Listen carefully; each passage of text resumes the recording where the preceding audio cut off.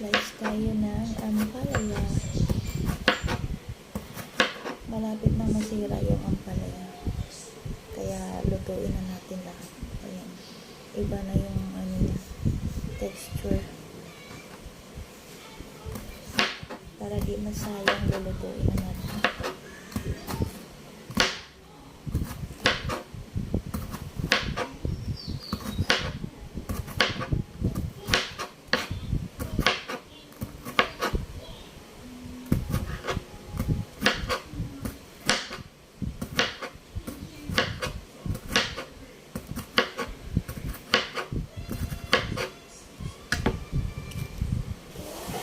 Ito na yung ating ampalaya.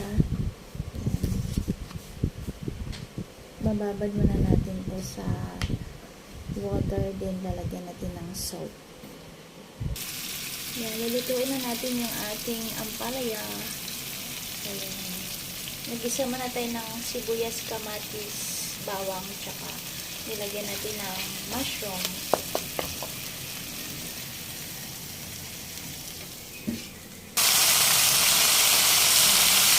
Tatakpan muna natin para lumambot. Ayan, luto na yung ating ginisang ampalaya. Hinaluan na rin natin ng okra. Ayan. Good afternoon.